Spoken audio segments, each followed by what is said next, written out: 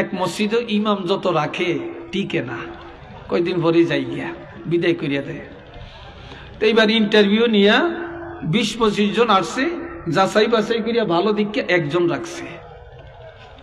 একজন রাইকে কইছে, হুজুর আমাকে আগে যত হুজুর রাখছি ভালো ওয়াজ করতে পারে না, আমরা যোগ্য আলেম, আপনি 20-25 জনের মধ্যে ইন্টারভিউ দিয়ে ফার্স্ট হয়েছেন, আপনারা রাখছি, আপনি একটু প্রতিদিন ভালো ভালো ওয়াজ করিয়েন, কোরআন হাদিসের ওয়াজ করিয়েন। তো হুজুর কয় ঠিক আছে, কোরআন হাদিসের ওয়াজ করলে অসুবিধা নাই তো? কয় না। তো হুজুরে একেবারে প্রথম জুমার দিন বেনমাজির ওয়াজ শুরু করছে।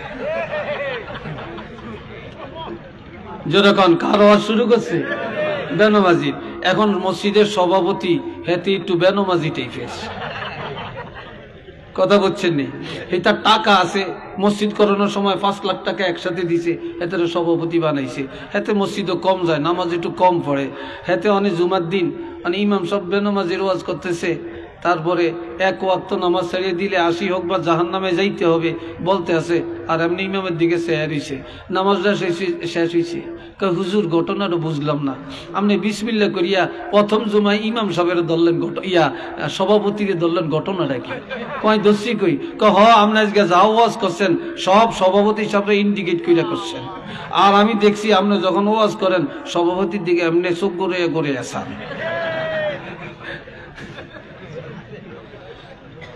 বেটা হরসিনি বিপদ, এই ওয়াজ আর করিয়েন না।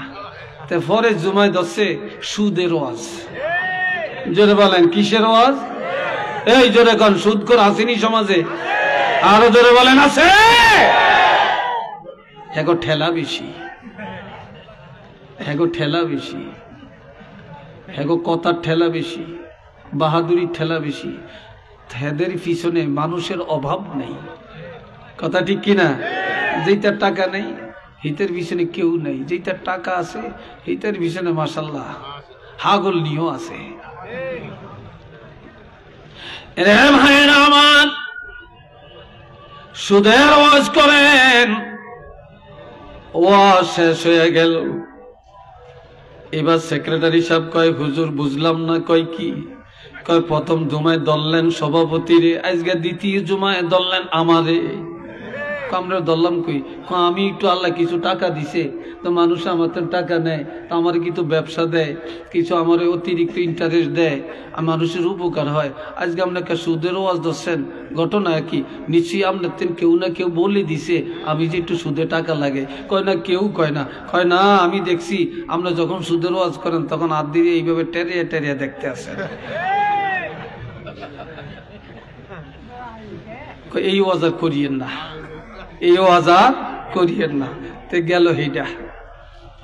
কেশিয়ারে বানাইছে, হেতে ওই ভূমি অফিসে চাকরি করে। কোন অফিস? ভূমি অফিসে চাকরি করে। তারপরে বাস করতেছে ভালো। ভূমি অফিসে তো টাকা, আরে টাকা লেখা আছে আপনার জায়গা খারিজ করলে মাত্র 1100 টাকা। কত টাকা? 1100 টাকা। এখন আমরা তো লিয়ে যাব 7,000, 8,000, 10,000 টাকা। এটি নিয়ে কি করে? এখন ঘুষের ওয়াজ শুরু করছে তৃতীয় জুমায়। অনেক ওয়াজ শেষ হয়েছে, নামাজ শেষ হয়েছে। হুজুর বুঝলাম না, আজকে দিয়ে আপনি আমারে ধরছেন? কই আপনারে ধরছি? আপনি প্রথম জুমায় করলেন সভাপতির ওয়াজ, দ্বিতীয় জুমায় করলেন সেক্রেটারির ওয়াজ, আজকে তৃতীয় জুমায় করলেন আমি কেশিয়ারের ওয়াজ।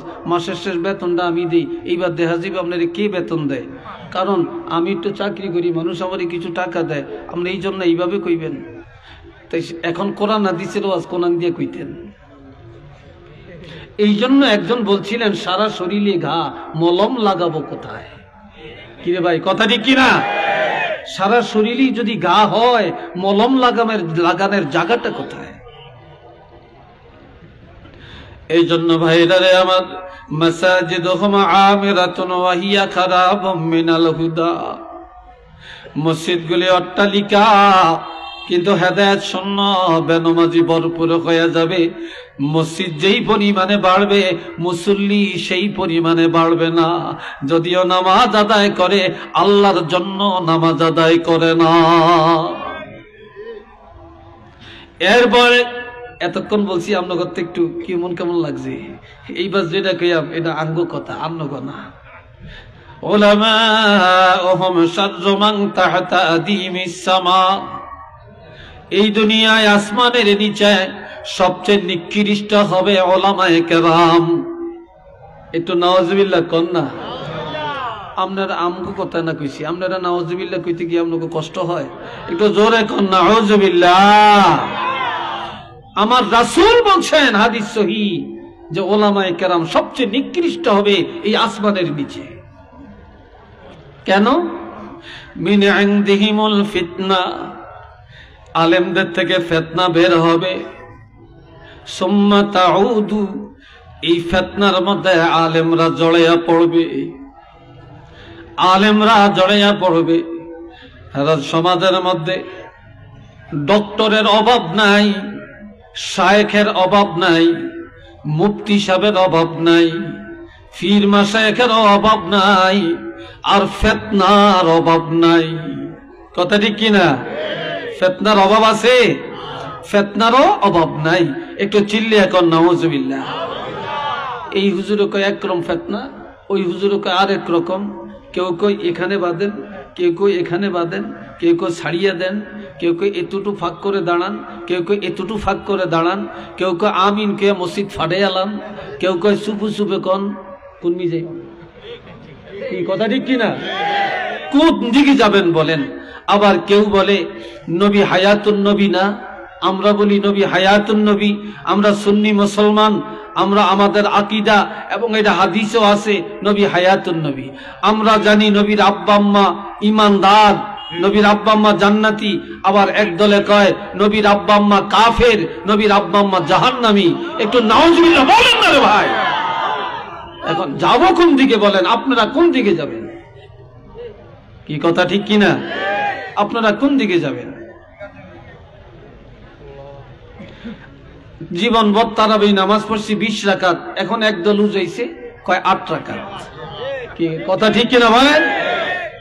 এখন এই জন্য আর মাদ্রাসায় পড়ে না, কিতাব জানে না। কিছু আমার কলেজের ছাত্র, কিছু স্কুলে পড়ে এমন, কিছু মূর্খ মাঠে কাজ করে এমন।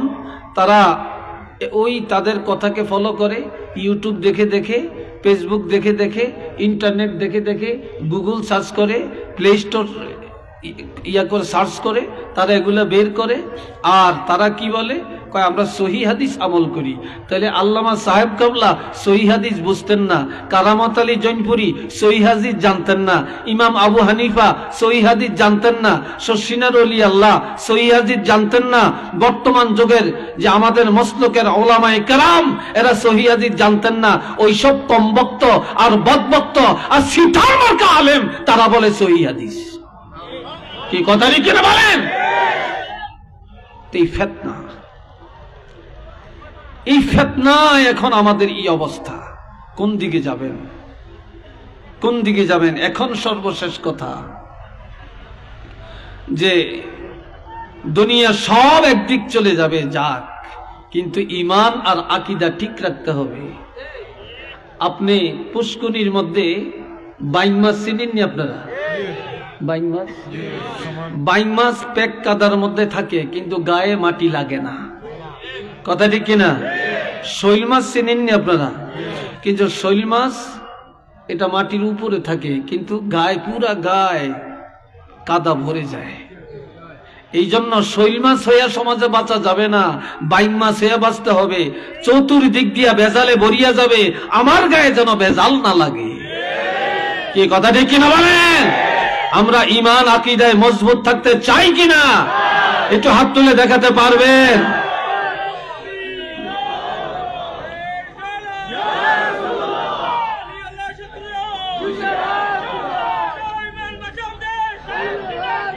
আল্লাহ কবুল করেন, আল্লাহ কবুল করেন। সবাই বলেন আমিন। মহব্বতে পড়েন আল্লাহুম্মা সাল্লি আলা মাওলানা মুহাম্মদ ওয়া আলা আলি সাইয়্যিদিনা।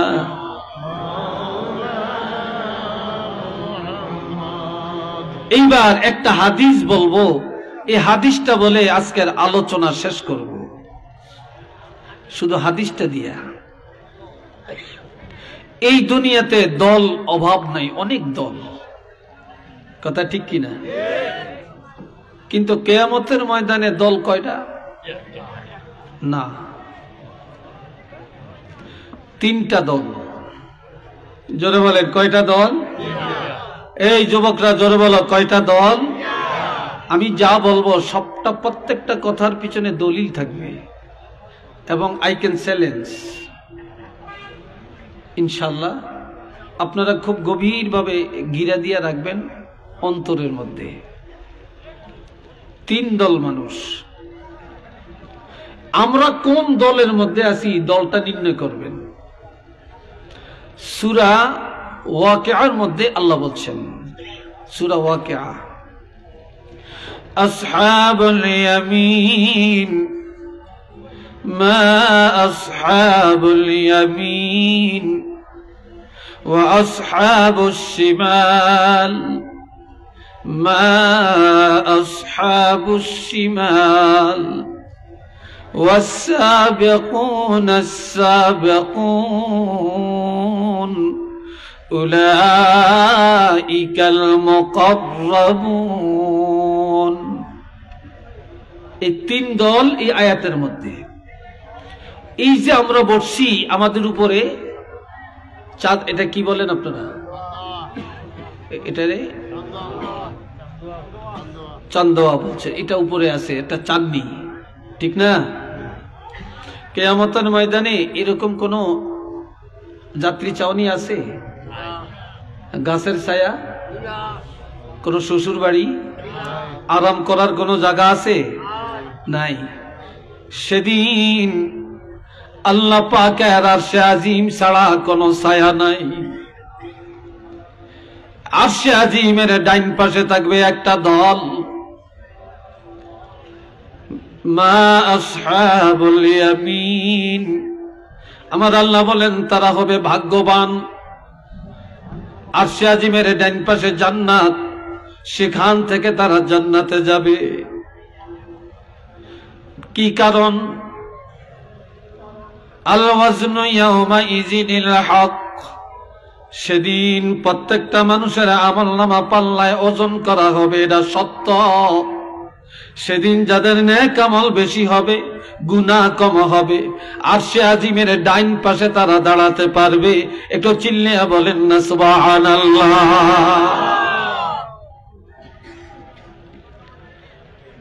দ্বিতীয় দল, ওয়াসহাবুশ শিমাল মা আসহাবুশ শিমাল। আরশে আজিমের বাম পার্শ্বস্থ হবে আরেক দল, তারা হবে সবচেয়ে নিকৃষ্ট। তাদের গুনাহ আর গুনাহ, তাদের নেক আমল কম, গুনাহ বেশি। তারা বাম পাশ থেকে জাহান্নামে যাবে। কিভাবে যাবে? ওয়াসিয়াকাল্লাযীনা কাফারু ইলা জাহান্নামা যুমারা। কাফের মুশরিক ইহুদি নাসারারা দলে দলে কাতারে কাতারে জাহান্নামে যাবে। জাহান্নামের কাছে গেলে দরজা অটোমেটিক খুলে যাবে আর তারা জাহান্নামে ঢুকে পড়বে। একটু নাউযুবিল্লাহ কর না। জাহান্নামে ঢুকে যাবে। এমনকি তখন জাহান্নামের দরজায় যখন যাবে, জাহান্নামের ফেরেশতারা দাঁড়িয়ে বলবে, দাঁড়াও দাঁড়াও, তুমি জাহান্নামে কেন আসছো বলো। আলাম ইয়াতিকুম রাসূলুম মিনকুম ইয়াতলুনা আলাইকুম আয়াতি রাব্বিকুম ওয়া ইউনযিরুনাকুম লিকাআ ইয়াউমিকুম হাযা। কেন জাহান্নামে আসলা? জাহান্নামী কেন হইলা? তোমাদের কাছে কি কোনো আলেম যায় না? কোন নবী যায় না? কোন রসুল যায় না? কোরআনের দাওয়াত যায় না? ইসলামের দাওয়াত যায় না? আলেমরা কি ওয়াজ করে না? তখন কি বলবে? ক্বালু বালা, যাহা আমাদের কাছে আসছিলেন তারা জানাইছেন, সব বলেছেন, কিন্তু আমরা মানি না, আমরা মানি না, আমরা আমাদের গতিতে চলছি। তখন আল্লাহ একটা অর্ডার দিবেন, ওয়ালাকিন হাক্কাত কালিমাতুল আযাবি আলাল কাফিরিন, আল্লাহর বিধান অস্বীকারী যারা, তখন আল্লাহর অর্ডার হবে তাদেরকে জাহান্নামে ফেলে দাও। তখন তারা চির জাহান্নামী হয়ে যাবে। একটু চিল্লিয়ে বলেন না নাউযুবিল্লাহ। আর একটু আওয়াজ দিয়ে বলেন। এইবার ডাইন পাশের খবর কি? ওয়াসিয়াকাল্লাযীনা তাকাউ রাব্বাহুম ইলাল জান্নাতি যুমারা, যারা ঈমানদার, যারা মুত্তাকিন, যারা নেককার আল্লাহওয়ালা, তারা দলে দলে কাতারে কাতারে জান্নাতের দরজায় যাবে। সুবহানাল্লাহ কোন না রে ভাই? একটু আলহামদুলিল্লাহ জোরে কোন। এখনো জোরটা হয় না, এখনো হয় না। একসাথে বলেন আলহামদুলিল্লাহ। জান্নাতের দরজায় যখন যাবে বলবে দাঁড়াও, দাঁড়াও। কেন? এবার বলবে হাত্তা ইযা জাউহা ওয়া ফুতিহাত আবওয়াবুহা ওয়া ক্বালা লাহুম খাজানাতুহা সালাম। আল্লাহু আকবার। যখন দরজার মধ্যে যায় দাঁড়াবে, খটখটানি দিবে, অটোমেটিক দরজা খুলে যাবে। তখন তাদেরকে বলবে, জান্নাতীদেরকে জান্নাতে ঢোকার সময় জান্নাতের ফেরেশতারা বলবে তোমাদের উপর সালাম, তোমাদের উপর সালাম, তোমাদের উপর সালাম, তোমাদের জন্য শান্তির ব্যবস্থা দিবে। তোমরা পবিত্র, তোমরা এতদিন ছিলা পরাধীন, আজকে হয়ে গেলা স্বাধীন। ফাদখুলুহা, ঢুকে যাও, ঢুকে যাও, জান্নাতে ঢুকে যাও। এই জান্নাতের নিয়ামত তোমাদের জন্য সাজানো। ফাদখুলুহা খালিদিন, শুধু একদিন আর 2 দিনের জন্য না, চিরদিন এই জান্নাতে অবস্থান করার নিমিত্তে ঢুকে পড়ো। একটু চিল্লিয়ে বলেন না মারহাবা। আরেকবার বলেন আলহামদুলিল্লাহ। এইবার আমি জানতে চাই, আমরা জান্নাতে যেতে চাই না জাহান্নামে যেতে চাই? এটা জোরে বলেন। আমরা জান্নাতে যাইতে চাই কারা? 2টা হাত গভীর রাত আল্লাহকে দেখাতে পারবেন? নারে তাকবীর, নারে রিসালাত। আল্লাহ কবুল করেন, চিল্লিয়ে কোন আমিন। এখান থেকে আমার একটু কথা, আমার কথায় আপনারা বিরক্ত বোধ করেন না তো? হ্যাঁ, বিরক্ত হচ্ছেন না তো? আল্লাহ আমার ভাই, আর মানুষ আমরা জান্নাতে যেতে চাই, কিন্তু তালাশ করলে জান্নাতের চরিত্র আমাদের মধ্যে নাই। আমরা জাহান্নামে যেতে চাই না, কিন্তু তালাশ করলে জাহান্নামের কাজগুলি সব পাওয়া যায়। কি কথা ঠিক না? জোরে বলেন ঠিক না? সব পাওয়া যায়। আমরা প্রতিযোগিতার সাথে এখন জাহান্নামের কাজগুলো করছি, প্রতিযোগিতার সাথে। এই 2 দলের কথা বললাম, এক দল ডাইন পাশে, আরেক দল বাম পাশে। আরেক দল এরা কে? এই আজকে আপনারা যারা বসছেন আপনারা ভালো মানুষ, স্টেজে যারা বসছেন আমি ছাড়া এরা তো সবাই ভিআইপি পাচ্ছেন। কি কথা ঠিক কিনা? এরা তো নিশ্চয়ই আমাদের চাইতে, আপনাদের চাইতে একটু তো সম্মানী নাকি? এরা ভিআইপি তো, এটা বিশ্বাস করেন তো? যে মানে না, এই 4-5 জনে মানে। কি বলেন আপনারা? এরা ভিআইপি না? ওয়াসাবিকুনা সাবিকুন উলাইকাল মুকাররাবুন। আরেক দল, এরা ডাইন পাশেও না বাম পাশেও না, তারা জান্নাতের দরজায় আরশে আজিম আর জান্নাতের মাঝখানে থাকবেন। আরশে আজিম আর জান্নাতের মাঝখানে থাকবেন। এরা কারা? মিনান নাবিয়্যিন, 1 নম্বরে নবীগণ, ওয়াসসিদ্দীকিন, সত্যবাদীগণ অর্থাৎ সাহাবায়ে কেরামগণ, ওয়াসশুহাদা, 3 নম্বরে শহীদগণ, 4 নম্বরে ওয়াসসালিহিন, আল্লাহ পাকের নেককার আউলিয়ায়ে কেরাম, হক্কানি উলামায়ে কেরাম, আল্লাহর খাস নেককার বান্দাগুলো আরশে আজিমের সামনে জান্নাতের গেইটে থাকবে। তারা বিনা হিসাবে জান্নাতে যাবে। আর একটু ধরে কোন আলহামদুলিল্লাহ। তারা বিনা হিসাবে কোথায় যাবে? জান্নাতে যাবে। একটু আলহামদুলিল্লাহ জোরে বলেন। হাজিরিন, তাইলে এই তিনটা দলের কথা বললাম। এইবার নিজেরা একটু 1 মিনিট সুযোগ দিলাম। 1 মিনিট চোখটা বন্ধ করেন, 1টা মিনিট একটু চিন্তা করেন বা আধা মিনিট চিন্তা করেন, আমি কোন দলের মধ্যে আছি। একটু চিন্তা করেন, আমি আপনি কোন দলের মধ্যে আছি। এ ভাইরারে আমার আরেকটা কথা শোনেন। قال رسول الله صلى الله عليه وسلم يكرههما ابن الآدم, বনি আদম দুইটা জিনিস অপছন্দ করে। কয়টা? কথা জিজ্ঞাসা করলে জোরে বলবেন, কয়টা? দুইটা জিনিস অপছন্দ করে। 1 নম্বরে ইবনুল আদম আল মাউত, মানুষ মরতে চায় না, চিরদিন বেঁচে থাকতে চায়। বাঁচার জন্য বাড়ি বিক্রি করে, চিকিৎসার জন্য জমিন বিক্রি করে, চিকিৎসার জন্য সোনা বিক্রি করে, চিকিৎসার জন্য মানুষের থেকে টাকা ঋণ নেয়, বিদেশ যায়, মাদ্রাজ যায়, সিঙ্গাপুর যায়। এরপরও কেউ বাঁচতে পারে কিনা বলেন? চিল্লিয়ে বলেন, পারে? কেউ বাঁচতে পারে না, মরতেই হয়। অথচ আল মাউতু খায়রুন, আল মাউতু খায়রুন, মৃত্যুটা অতি উত্তম লিল মুমিনে, ঈমানদারের জন্য। একটু আল্লাহু আকবার বলেন।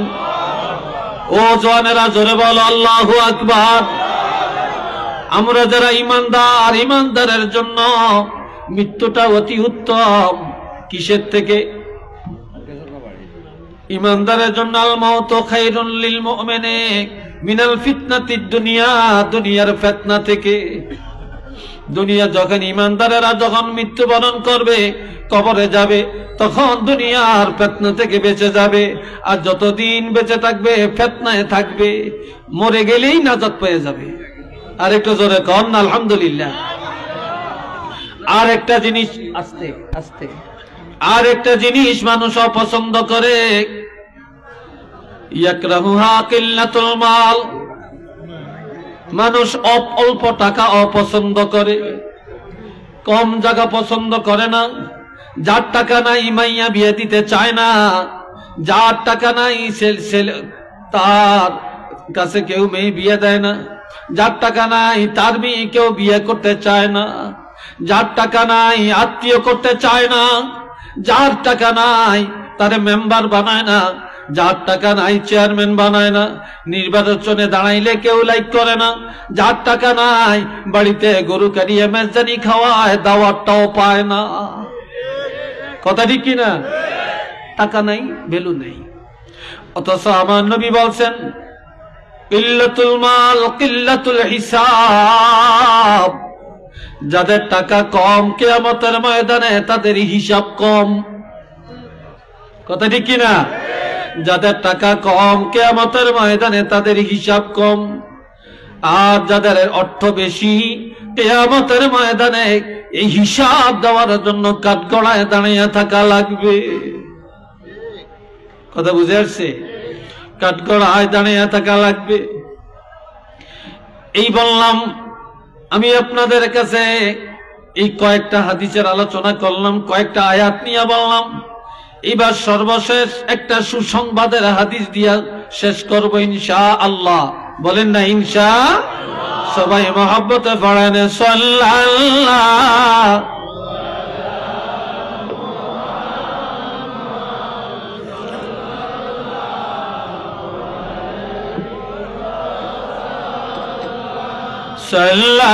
সাল্লাল্লাহু আলা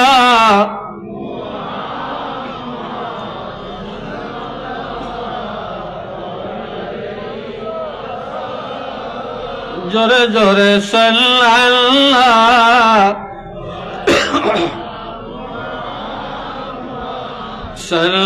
সাল্লাল্লাহু আলাইহি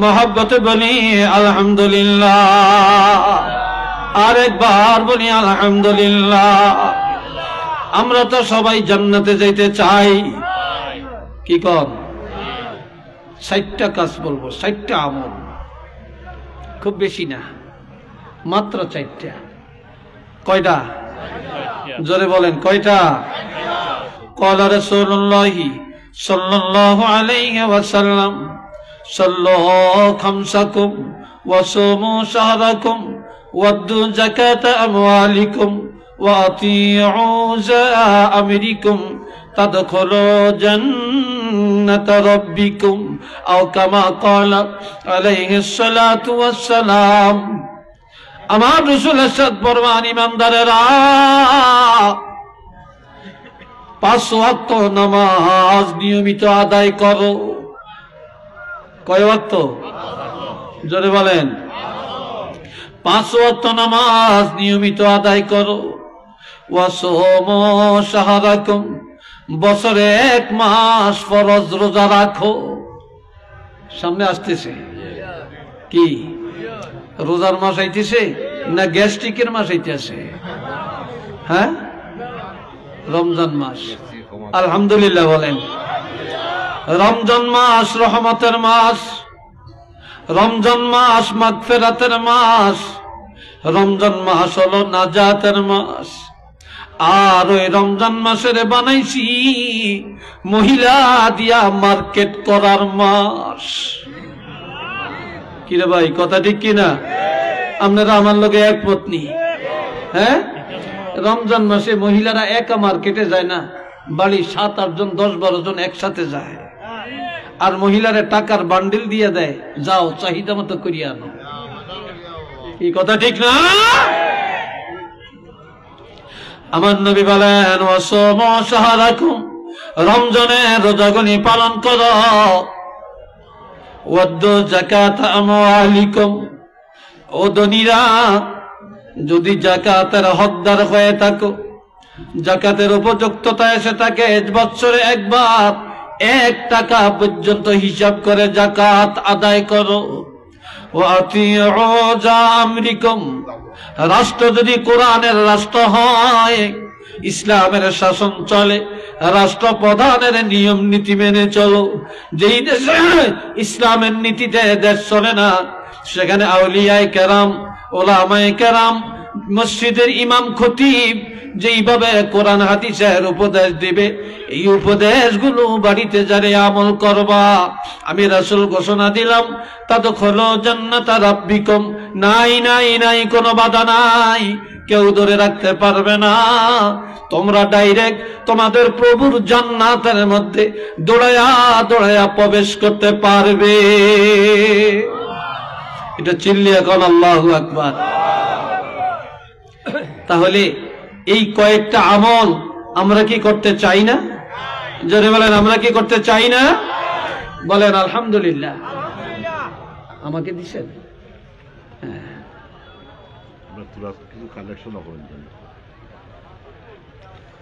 এ ভাইরা এবার আমার কলিজার টুকরা যুবক অনেক বেশি যুবকদের জন্য এবার 3টা হাদিস বলবো বলতাম যুবকরা কৌকা বলতাম হ্যাঁ জোরে কুক্কা মাশাআল্লাহ আলহামদুলিল্লাহ বলেন আল্লাহ কবুল করেন কোন আমিন আচ্ছা 1 নম্বরে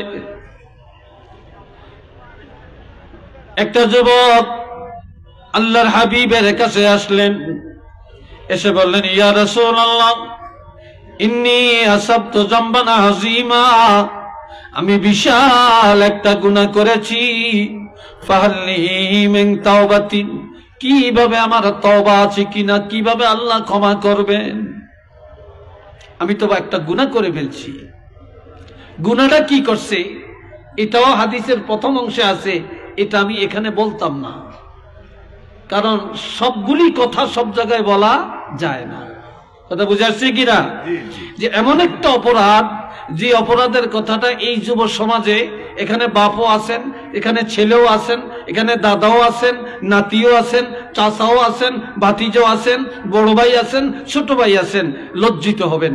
এই জন্য ওইটা বলতাম না, তবে একটা মারাত্মক গুনাহ করছে। কথা বুঝে আসছে তো?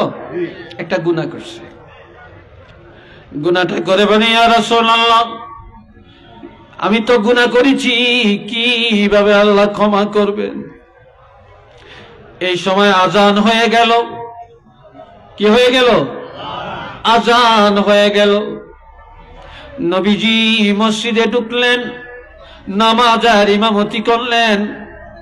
এবার যুবকটা ওযু করে নবীজির পিছনে নামাজ আদায় করলেন। নামাজ পড়ার পরে আবারও বললেন, ইয়া রাসূলুল্লাহ, কিভাবে আল্লাহ আমাকে ক্ষমা করবেন? নবীজি বললেন, এরে যুবক, আমি রাসূল যে নামাজ পড়লাম, নামাজের ইমামতি করলাম, আমার সাহাবীরা পিছনে নামাজ আদায় করলেন, তুমি নামাজ পড়েছো কিনা? বলি, ইয়া রাসূলুল্লাহ, আমি আপনার পিছনে নামাজ আদায় করেছি। আল্লাহর হাবিব বলেন, এই নামাজ এমন নামাজ, যদি নামাজটা আমার পিছনে আদায় করে থাকো, আমি রাসূল বলে দিলাম, আল্লাহ পাক এই নামাজের কারণে তোমার গুনাহ ক্ষমা করে দিয়েছে। সবাই বলেন আলহামদুলিল্লাহ। তোমার গুনাহ আল্লাহ মাফ করেছেন। যুবক ছেলেটা চুপ হয়ে রইছে। রাসূল বুঝতে পারলেন তার ভিতরে এখনো জল্পনা কল্পনা আছে। আল্লাহ কোরআনের আয়াত নাজিল করে জানিয়ে দেন, আকিমিস সালাতা তারাফাইন নাহারি ওয়া যুলাফাম মিনাল লাইল ইন্নাল হাসানাতি ইউযহিবুনাস সাইয়্যাত যালিকা যিকরা লিয-যাকিরিন। আমার আল্লাহ বলেন, বান্দারে, দিনের দুই অংশে নামাজ কায়েম করো। দিনের প্রথমে হলো ফজরের নামাজ, দিনের দ্বিতীয় অংশে হলো যোহর আর আসরের নামাজ। ওয়াজুলাফাম মিনাল লাইল, রাত্রের প্রথম অংশে মাগরিব আর এশার নামাজ। এই 5 ওয়াক্ত নামাজ যখন আদায় করবা, ইন্নাল হাসানাত, এই 5 ওয়াক্ত নামাজে যেই সওয়াব, যেই নেক আমল হবে, ইউযহিবুনাস সাইয়্যাত, এই নামাজের কারণে নামাজের আমলের গুনাহ খাতাগুলো দূর হয়ে যাবে। এটা জোরে কান্না মারহাবা। আরেকবার বলেন আলহামদুলিল্লাহ। তাহলে আজকে আমার যুবক ভাইয়েরা নিয়ত করেন, গভীর রাত আমরা সবাই 5 ওয়াক্ত নামাজ আদায় করব। রাজি আছেননি? জোরে বলেন রাজি আছেন?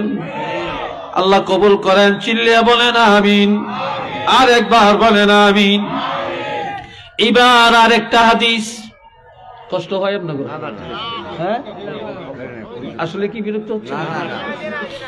আল্লাহর হাবিব রাহমাতুল লিল আলামিনের মিরাজ এই মাসে। কি কথা ঠিক কিনা?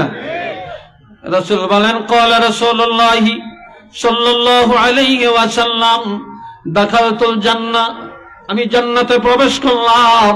ফাসামি'তু ফিহা কিরাআতান, আমি জান্নাতে যায়া কোরআন তেলাওয়াতের আওয়াজ শুনলাম। সুবহানাল্লাহ কইেন না, বাড়ি যে একটা চিৎকার করিয়া বলবেন। একার বেগম টেগম বেকে মিলিয়া চিৎকার করিয়া কইেন। কি করবে এটা সবাই বলেন না সুবহানাল্লাহ। কোরআন তেলাওয়াতের আওয়াজ শুনলাম। ফাকুলতু মান হিয়া, নবী বললেন, আমি জিবরিল আমিন এবং রহমতের ফেরেশতাদেরকে জিজ্ঞাসা করলাম, কার কোরআন তেলাওয়াতের আওয়াজ? ক্বালু হারিসা ইবনে নুমান। জিবরিল আমিন জবাব দেন, ইয়া রাসূলুল্লাহ, হযরত নুমানের বেটা হারিসা রাদিয়াল্লাহর কোরআন তেলাওয়াতের আওয়াজ শোনা যায়। জান্নাতি কোরআন তেলাওয়াতের আওয়াজ শোনা যায়। তখন নবী আশ্চর্য হলেন, এই কথা বলেন কেন আপনারা? এখানে কথা বলেন কেন? কথার আওয়াজ এখানে আসছে, আস্তে কথা বলবেন। এই ভাইয়েরা, এবার জিবরিল আমিন বলে, ইয়া রাসূলুল্লাহ, আশ্চর্য হওয়ার কিছু নাই। কই, সে তো এখনো মরেই না। সে তো এখনো জীবিত, জান্নাতে তার তেলাওয়াতের আওয়াজ কিভাবে আসলো?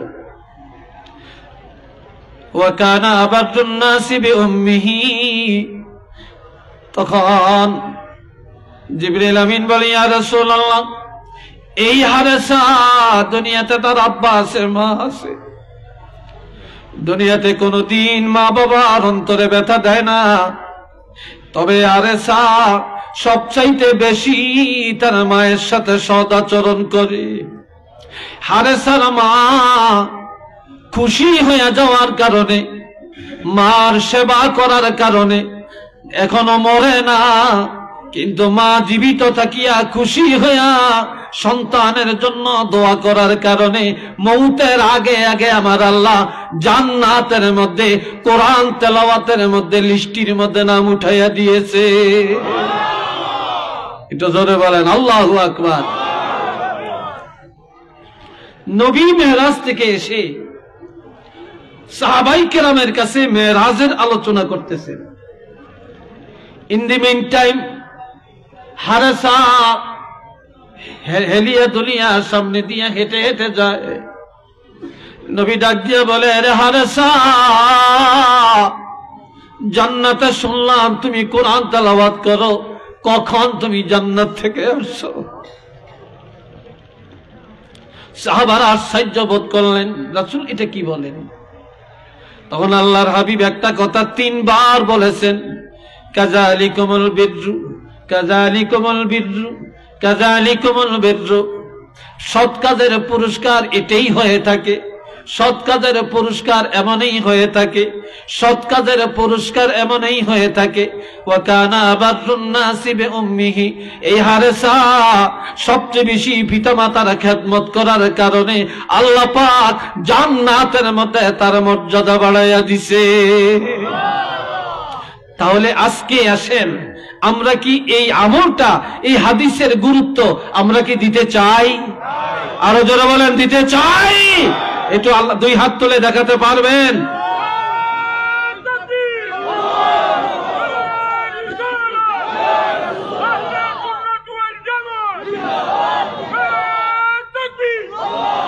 এবার ছোট্ট আরেকটা হাদিস শুনাইতাম, বলেন শুনাইতাম? আল্লাহ কবুল করেন, সবাই বলেন আমিন। আর একটা যুবক রাসূলের দরবারে আসলেন, এসে বলে, ইয়া রাসূলুল্লাহ, ইন্নী আসাবতু যামবান আযীমা, আমি মারাত্মক গুনাহ করেছি, ফাহাল্লি মিন তাওবাতিন, আমার এই গুনাহ ক্ষমার জন্য কোন তওবা আছে কিনা? ক্বালা নাআম, নবী বললেন হ্যাঁ আছে। নবী বললেন, ওয়া হাল্লাকা মিন আবিন, এ যুবক তোমার বাবা আসেনি? ক্বালা লা, না আমার বাবা নাই। ওয়া হাল্লাকা মিন উম্মিন, তোমার মা আসেনি? ক্বালা লা, যুবক বলে আমার মাও নাই। ওয়া হাল্লাকা মিন খালাতিন, এরে যুবক তোমার বাবা নাই, মা নাই, তবে মার বোন একজন খালা আসেনি। খালা বুঝেন তো? খালা, খালা আম্মা কই আর কি আমরা, খালা আম্মা আসেনি। ক্বালা নাআম, যুবক বলে, ইয়া রাসূলুল্লাহ, আমি অনেকদিন হয় বাবা হারাইছি, মা হারাইছি, তবে আমার মার বোন, আমার একজন খালা আম্মা আছেন। রাসূল বললেন, সলিহা, এখনই যাও, তোমার খালা আম্মার সাথে সদাচরণ করো, খালা আম্মা কইয়া ডাক দাও, খালা আম্মার হাদিয়া দাও, খালা আম্মার থেকে দোয়া চাও। তোমার খালা যদি খুশি হইয়া তোমার জন্য দোয়া করে, আমি রাসূল বলে দিলাম আল্লাহ পাক তোমার গুনাহ মাফ করে দিবে। আর একটা যুবকের কথা শুনেন। যুবক এসে বলে, ইয়া রাসূলুল্লাহ, আমি মারাত্মক গুনাহ করেছি, এই গুনাহ ক্ষমার জন্য কোন তওবা আছেনি? আমার নবী বলেন, ও যুবক, হাল্লাকা মিন আবিন, তোমার আব্বা আসেনি? ক্বালা লা, না আমার আব্বা নাই। ওয়া হাল্লাকা মিন উম্মিন, তোমার মা আসেনি? না আমার মা নাই। ওয়া হাল্লাকা মিন খালাতিন, তোমার মার বোন খালা আম্মা আসেনি? ক্বালা লা, যুবক বলে আমার খালা আম্মাও নাই। ওয়া হাল্লাকা মিন আম্মিন, তোমার বাবার ভাই চাচা, বাপের ভাই কি? জোরে বলেন।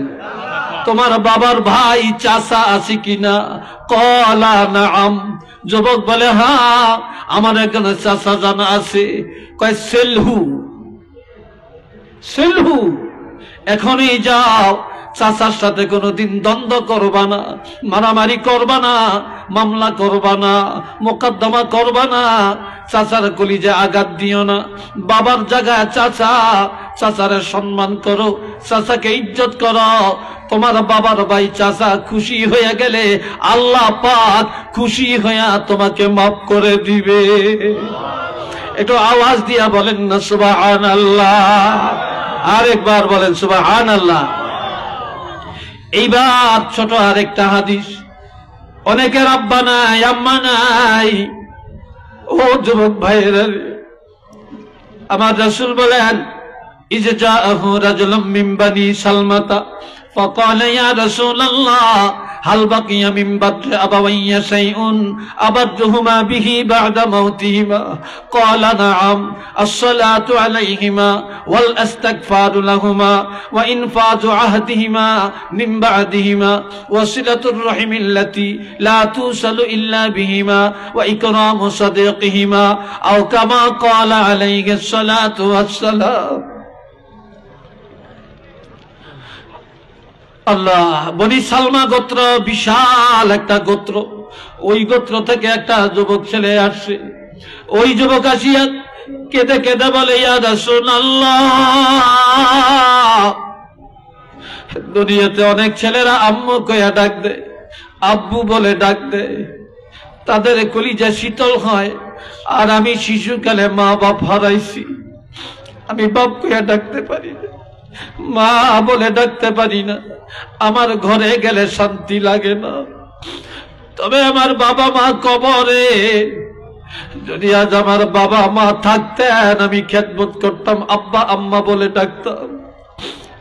ইয়া রাসূলুল্লাহ, আমার আব্বা আম্মা তো অন্ধকার কবরে শুয়ে ঘুমায়, নবী গো আপনি আমাকে জানিয়ে দেন তাদের মৃত্যুর পরে খেদমত করার কোন রাস্তা বাকি আছে কিনা?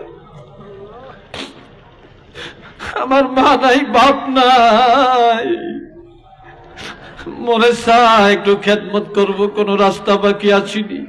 ক্বালা নাআম, নবীজি বললেন হে যুবক, তোমার মা নাই, বাপ নাই, কিন্তু খেদমতের দরজা আল্লাহ বন্ধ করে না রে।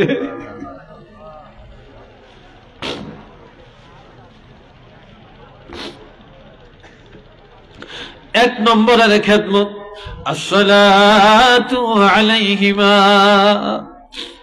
মা নাই, বাবা নাই, মৃত্যুর পরে বেশি বেশি তাদের জন্য দোয়া করা, এটা হলো খেদমত।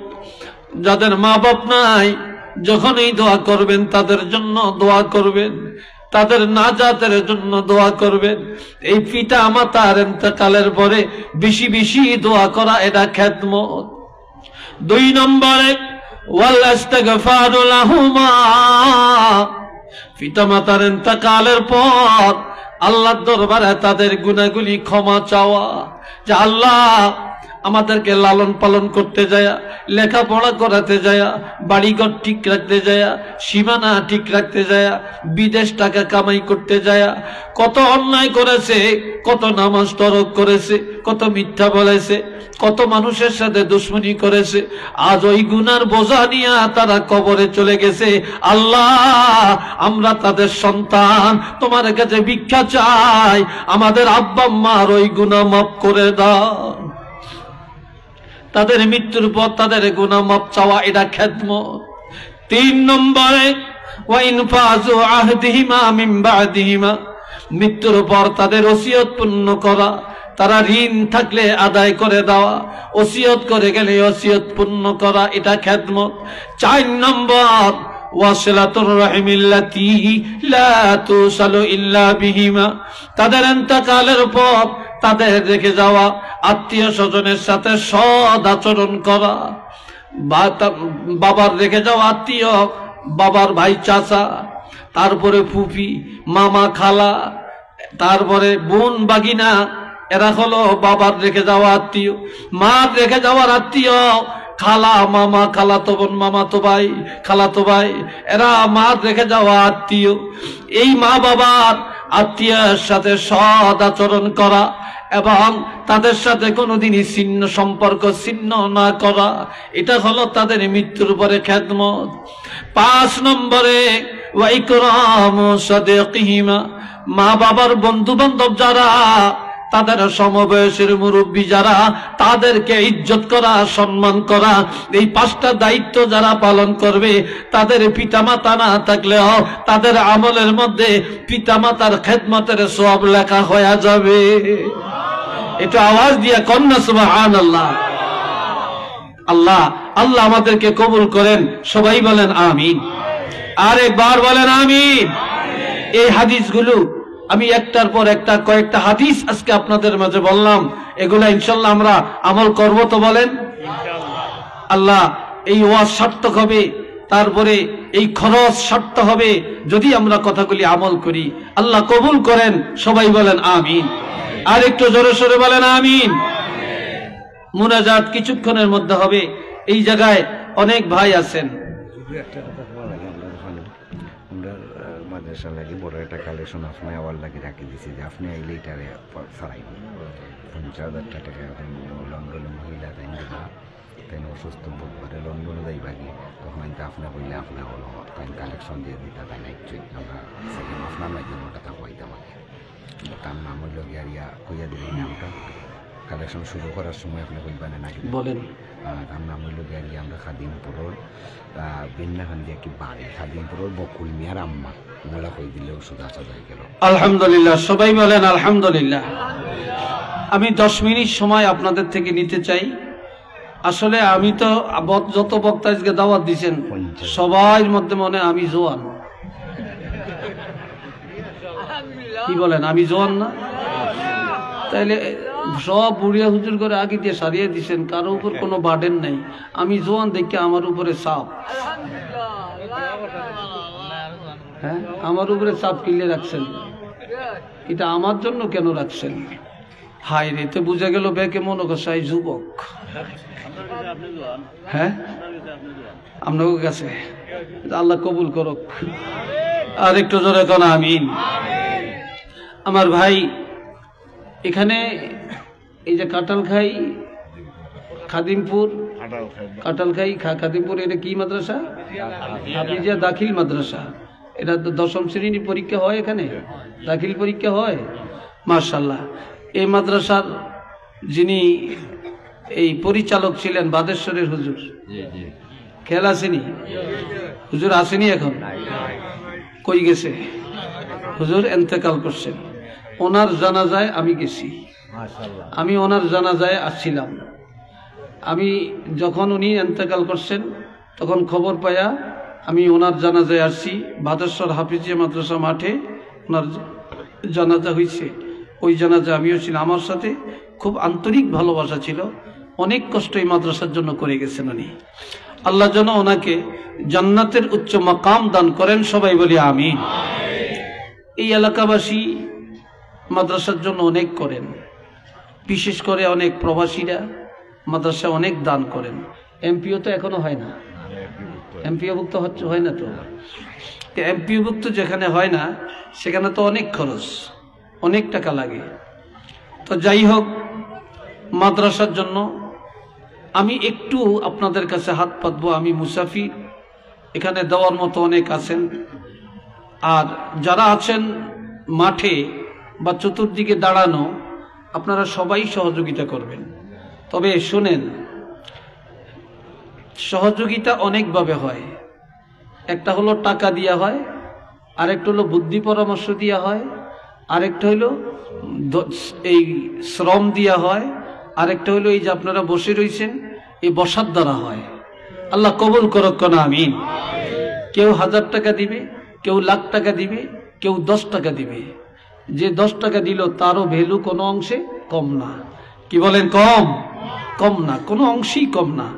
তা আপনারা অন্তত 10 টাকা হলেও, যাদের অনেক টাকা নেই তারপরও শরিক হবেন, কেউ বঞ্চিত হবেন না। কারণ এটা সদকায়ে জারিয়া। এগুলো সব বন্ধ করেন আপনারা, সব বন্ধ করেন, এটা বন্ধ করেন। সব বন্ধ করেন। আপনারা যেটা নেই এটি আবার ছাড়িয়ে দিবেন। আচ্ছা জি, আমার ভাই